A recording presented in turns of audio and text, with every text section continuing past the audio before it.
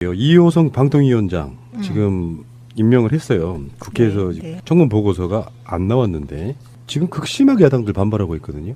저는 이제 큰 얼견이 이렇게 봐요. 방통위원장 자리는 문재인 위에 싸우라는 자리 아니잖아요. 그렇죠. 방송 정상화를 네. 위해서 싸우는 자리고 야당들은 방송 정상화를 하고 싶지 않은가? 왜 그러실까요? 이호성 위원장 같은 분들은 뭐 친여당, 친문재인 이렇게 하려고 하는 자리가 아니라 언론의 기본적인 틀, 뭐 공정성이라든지 이런 거를 지켜주면 사실 그 역할 다 하는 거 아닙니까? 근데 저는 이제 이런 생각을 해요. 문재인 대통령은 참 일이 잘 되는 분인 게 제가 만약에 방통위원장에 내정됐으면요. 그러니까 여성이고 여러 가지가 맞아서 될 가능성이 높았잖아요. 그리고 다들 상식으로 생각했는데 그랬으면 정말 더 큰 반발이 있었을 것 같아요.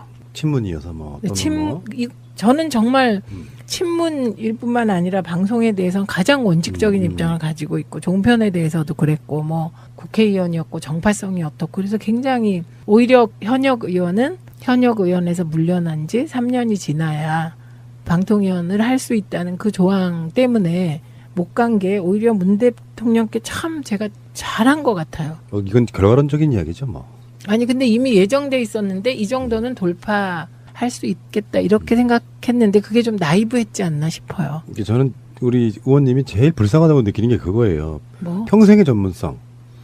요거를 법이 바뀜으로써 정권이 바뀌어도 할 수 없는 자리가 돼버렸다는 금단의 열매 같은 게 돼버린 상황이잖아요. 앞으로도 될 가능성은 없는 거잖아요. 법이 바뀌지 않는 한. 아니죠. 왜요? 2년 후에 할 수 있죠. 그 당적을 유지한 채로요? 당정만 그러니까 당적을 정리할 가능성이 없으니까 사실상 불가능하지. 그렇죠. 그러니까 이제 제가 이 방통위원 자리하고는 진짜 인연이 없어요. 왜냐하면 제가 2007년에 정청래 의원하고 같이 방통위원회 설치법을 만듭니다. 방송위원회 부위원장으로서. 그런데 그때 새누리당의 한 의원이 그때는 신한국당이었나 너무 많이 바뀌어갔고요. 한 의원이 이전 방송위원은 방통위원회 못 들어가는 단서 조항을 넣자 그랬어요. 제가 될 것 같으니까. 한나라당 때군요. 한나라당 때 어떤 의원이. 그런데 그게 말이 되냐 그래갖고 정청래 의원이 뺐어요. 그래갖고 그때 방통위원 법이 통과돼서 그 당시 통합민주당의 문방위 위원들이 다 모여서 투표를 했어요. 그 야당 몫의 방통위원을 누굴 보내냐. 그래갖고 제가 당선이 됐어요 거기에. 그러니까 되는 거죠 그렇게 하면.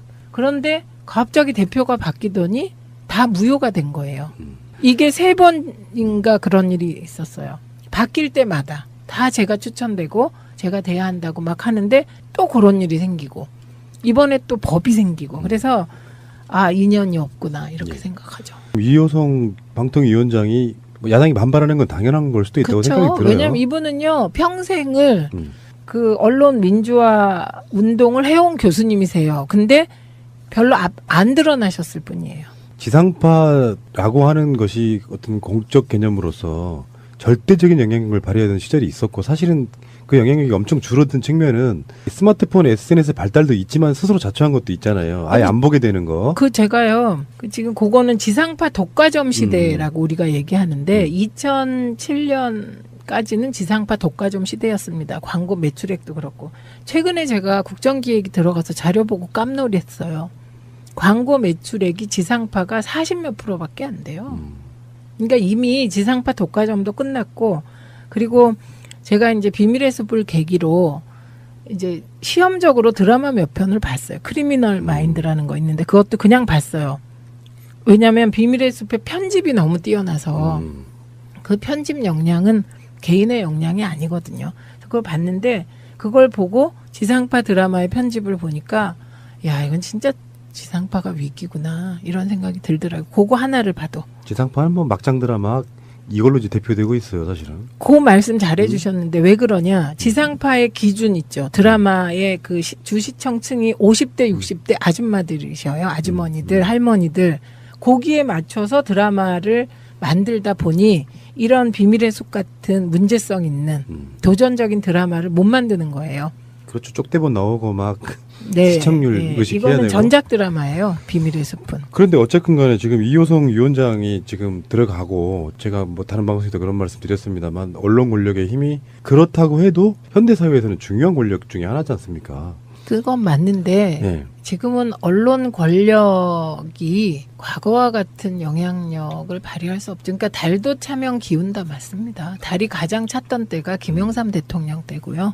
그리고 두 분 대통령님, 김대중 노무현 두 분 대통령님이 언론과 갈등을 빚은 것이 때로 어떤 분들은 그것을 비난했지만 그게 결국은 언론과 권력 간의 관계에서 보면 비대해진 언론 권력을 약화시키는 과정이었고요. 그 문제점을 드러내는 과정이었어요. 그리고 지금은 이번 대선도 보세요. 영향력 순위를 한번 따져보면 그러면 이렇게 하시죠. 방송 개혁하지 말죠. 영향력도 없는 것들 알아서 고사하라고 냅두지 뭘 개혁까지 해요.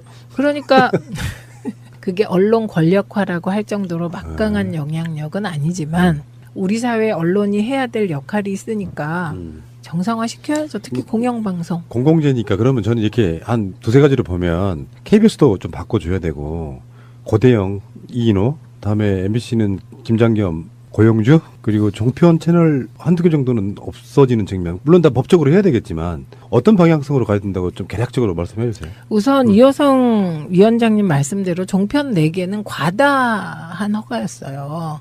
그러면 이걸 어떻게 할 거냐. 종편 특혜를 해소할 수 있는 것을 해소해야 돼요.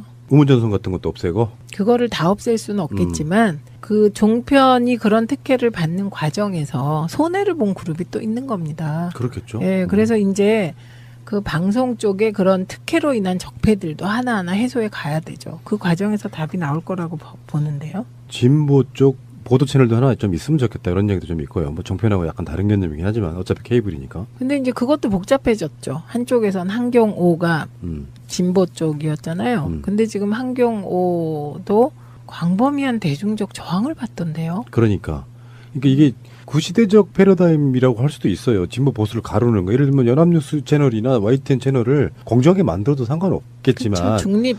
우리는 피해의식이 있거든요. 진보 쪽에 채널도 하나 있으면 좋겠는데 왜 그렇게 자본들이 그쪽으로만 이렇게 쏠려 있어가지고. 차라리요. 그러려면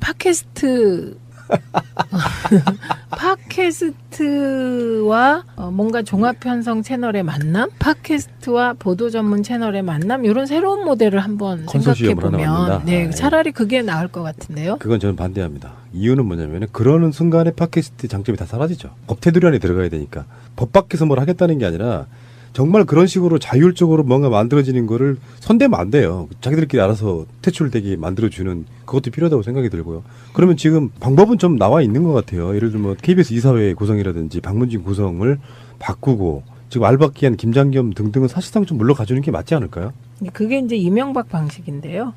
이게 방송 적폐를 해소하다 보면 다 물러나게 됩니다. 그래서 지금 방송 적폐가 해소되는 과정인데 MBC 같은 경우는 고용노동부가 지금 특별 조사를 시작했잖아요. 특별 근로감독관을 파견했어요. 예. 그 결과에 따라 뭔가 결과가 나오지 않을까 싶고요. 그다음에 KBS는 이번에 인사를 했는데요. 그 인사를 돌려막기 한 거예요. 이명박근혜 때 우리가 표현하자면 협조한 사람들인데 그 협조한 사람들 중에 정도가 약한 사람들을 최대한 골라냈는데 그냥 저희들이 보면 비슷한 거죠, 다.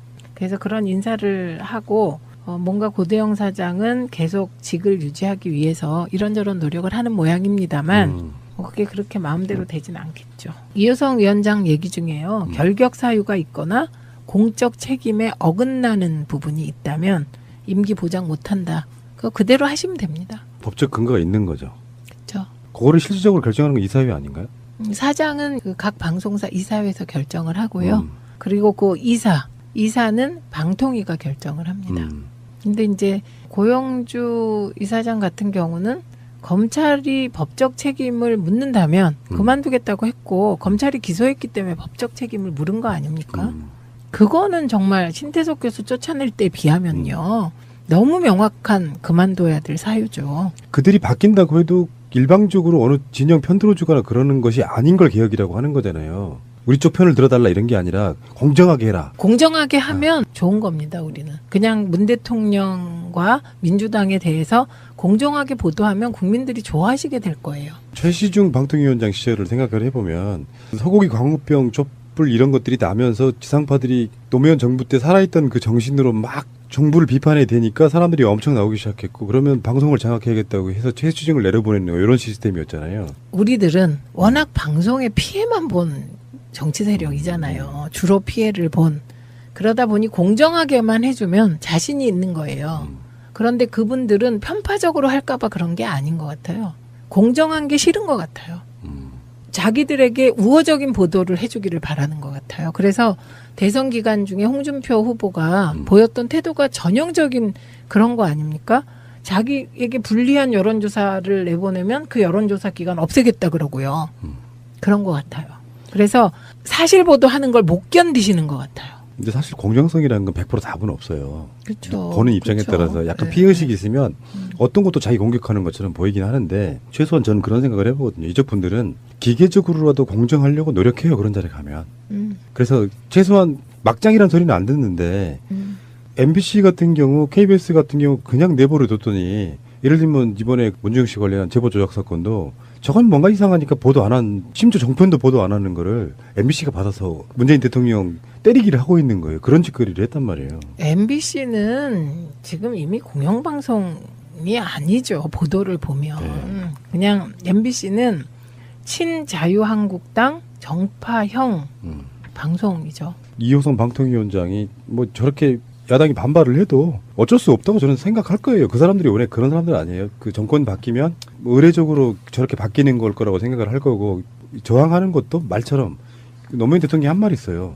임기 내내 반대하지 않은 것이 없었고 나중에는 반대한 걸 끝까지 한 적도 없었다. 방송 개혁이 좀 되면 이제 우리가 텔레비를 켤 날도 삭제된 채널들을 복구할 날도 금방 올 것 같습니다. 네, 이호성 위원장은 아주 원칙적으로 그러나 차분하게 차근차근 잘 해나가실 것입니다. 예.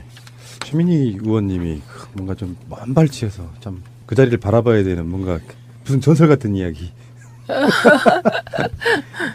그 자리가 권력은 아닌데 뭔가 평생 내가 뭐 해보고 싶었던 바로 그 자리. 누구나 다 적임자라고 생각했던 자리. 그 뒤에 말은 맞는데 앞에 말은 아니에요. 해보고 싶은 자리는 아니었어요. 왜냐하면 아니었어요? 부위원장 할 때 너무 고생을 많이 했고 제가 그때 정책 결정을 마지못해 한 결정 중에 지금 뭐 어쨌든 영화나 드라마 쪽에 안 좋은 영향을 미치고 있는 정책 결정도 있었거든요. 그래서 그때 너무 고생을 해서 그건 아니고요. 그러나 뒷부분은 맞죠. 가서 한번 너 욕먹고 세게 해라. 이런 건 그랬구나. 있고요. 섭섭한 측면도 있잖아요. 마음을 그렇게 굳게 먹고 있었는데 못 가게 됐을 때 아니라고 말씀하시려고? 아니요. 그 우리들 사이에서 이런 얘기가 있습니다. 절대로 가서는 안 되는 두 부처가 교육부하고 방송위원회다. 아, 그렇구나. 네, 가서 거기 출신들은 정치 못한다. 그런 게 있어요. 알겠습니다. 네. 다행이네. 네. 저는 네. 비밀의 숲이라는 드라마가 그저께 끝났어요. 토요일 날 끝났는데 정말 깜놀이에요. 그렇게 잘 만들어진 드라마입니까? 네. 아주 뭐 흠잡을 때가 있다면 마지막 회에서 약간 교훈적인 느낌으로 끝난 건데 그 교훈적인 느낌조차 지킬 박사와 하이드의 마지막을 연상시켰어요. 그만큼 그 튈 수도 있는 얘기가 안 튀게 싹 녹아들었다는 거죠. 심지어 이 작가가 첫 드라마래요. 입봉이요. 오호.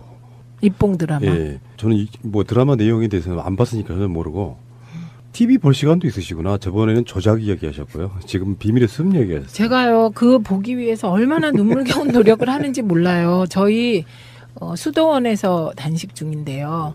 거기 저기 수사님이 계신데 우리를 엄청 미워해요. 왜요? 왜냐하면 단식하면 관장도 하고 뭐 아. 겨자찜질도 하고 막 이러니까 네. 복잡하다고 저희 구박하시면서 또 정도 들고 그랬거든요. 그런데 이게 되게 9시 10시에 드라마가 하잖아요.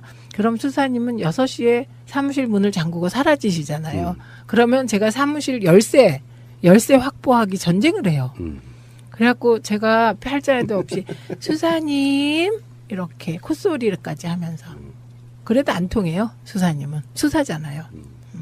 그런데 억지로 정말 눈물겹게 투쟁을 했는데 어제 조작을 보려고 문성근 선배 나오니까 조작을 보려고 그러는데 수사님이 사라지신 거예요. 정말 치사한 수사님이죠. 요즘은 다시 보기가 다 되니까 뭐. 아 저는요 본방 사수해야 돼요. 어. 딴 건 아닌데 문성근 선배 나오니까 본방 사수해야 돼요. 그런데 어제는 진짜 조작에서 문성근의 연기는 문성근의 악역은 정말 이제 완전히 그냥 물 올랐어요. 네, 악역이. 이번은 그냥 인텔리 느낌이 참 좋은데 난 그것이 알고 싶다의 사회 이미지 요게 굉장히 오래 갔어요. 모든 사람이죠.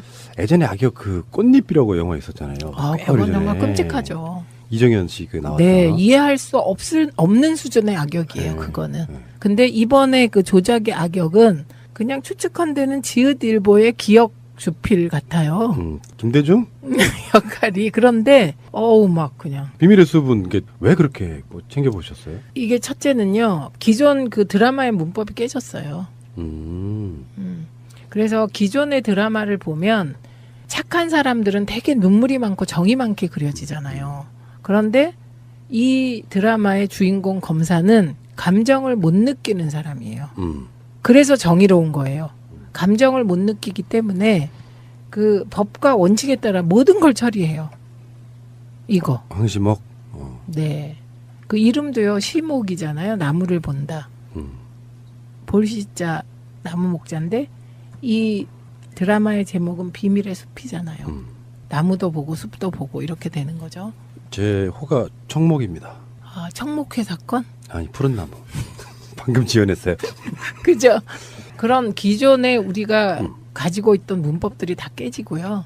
그리고 가족 관계를 그릴 때도 왜 이런 드라마 보면 출세지향적인 나쁜 남자는 심지어 어떤 영화에서는 자식을 죽이기까지 하잖아요. 비정하게 그려지잖아요. 그런데 그렇지 않아요.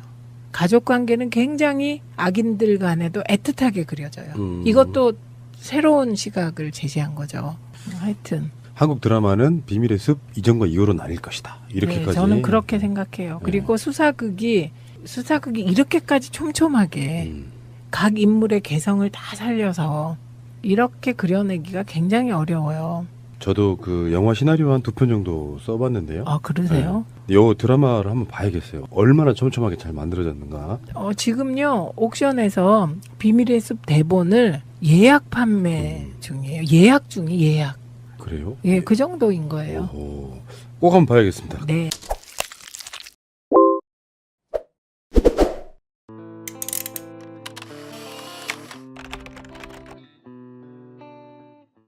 이호성 방통위원장 지금 임명을 했어요. 국회에서 네, 네. 청문 보고서가 안 나왔는데 지금 극심하게 야당들 반발하고 있거든요. 저는 이제 큰 얼개는 이렇게 봐요. 방통위원장 자리는 문재인 위에 싸우라는 자리 아니잖아요. 그렇죠. 방송 정상화를 네. 위해서 싸우는 자리고 야당들은 방송 정상화를 하고 싶지 않은가? 왜 그러실까요?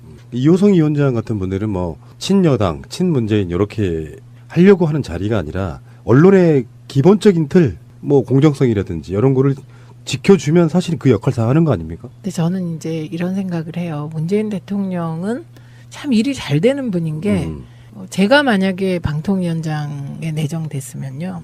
그러니까 여성이고 여러 가지가 맞아서 될 가능성이 높았잖아요. 그리고 다들 상식으로 생각했는데 그랬으면 정말 더 큰 반발이 있었을 것 같아요. 친문이어서 뭐 또는 뭐. 저는 정말 친문일 뿐만 아니라 방송에 대해서는 가장 원칙적인 입장을 가지고 있고 종편에 대해서도 그랬고 뭐 국회의원이었고 정파성이 어떻고 그래서 굉장히 오히려 현역 의원에서 물러난 지 3년이 지나야 방통위원을 할 수 있다는 그 조항 때문에 문방위 위원들이 다 모여서 투표를 했어요. 그 야당 몫의 방통위원을 누굴 보내냐. 그래갖고 제가 당선이 됐어요, 거기에. 어허. 그러니까 되는 거죠, 그렇게 하면. 그런데 갑자기 대표가 바뀌더니 다 무효가 된 거예요. 이게 3번인가 그런 일이 있었어요. 바뀔 때마다 다 제가 추천되고 제가 돼야 한다고 막 하는데 또 그런 일이 생기고 이번에 또 법이 생기고 그래서 인연이 없구나 이렇게 예. 생각하죠. 이호성 방통위원장이 뭐 야당이 반발하는 건 당연한 걸 수도 있다고 생각이 그렇죠. 들어요. 왜냐하면 이분은요 평생을 음. 그 언론 민주화 운동을 해온 교수님이세요. 근데 별로 안 드러나셨을 뿐이에요.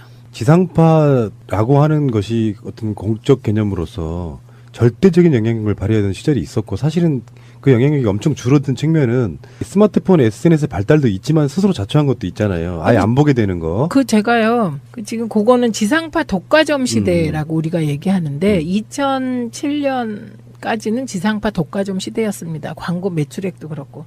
최근에 제가 국정기획이 들어가서 자료 보고 깜놀했어요.